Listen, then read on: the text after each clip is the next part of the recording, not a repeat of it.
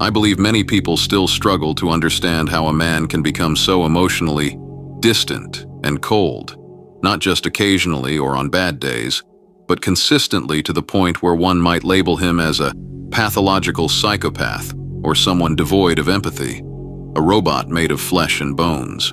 Some might argue that people are simply born this way, but I think these same individuals also secretly suspect that upbringing plays a significant role, and they would be correct. Many of our attitudes, behaviors, and characteristics are shaped during childhood. The role of our parents and environment in forming the foundational base of our psyche is crucial for our development.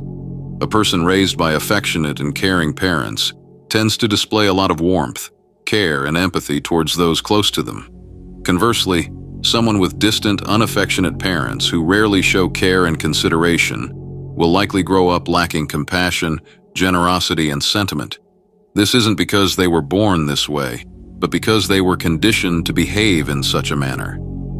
However, it's not just our childhood that shapes our attitudes, behaviors, and characteristics. Major traumatic events can also significantly alter our psychological blueprint, even in adulthood. Experiencing trauma often leads to the formation of what I call counter bias.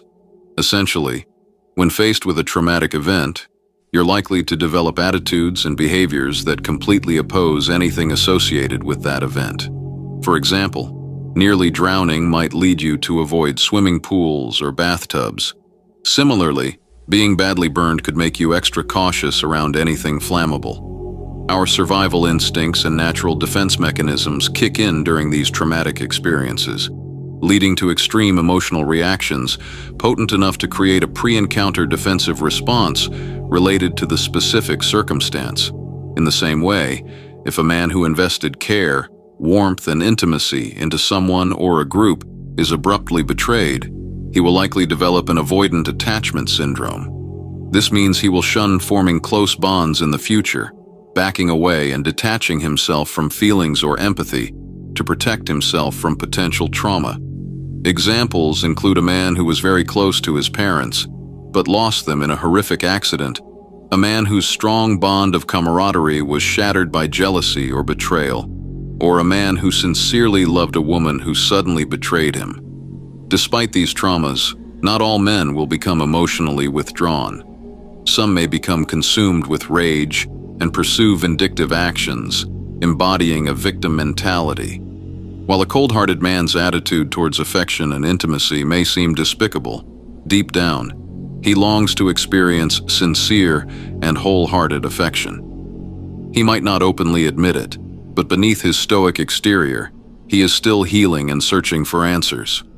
As humans, we cannot completely deny our need for love and belonging. Even toddlers require physical touch and affection for survival.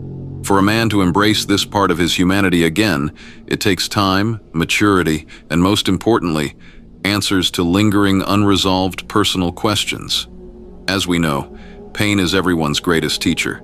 Injuries, poverty, hunger, and heartbreaks.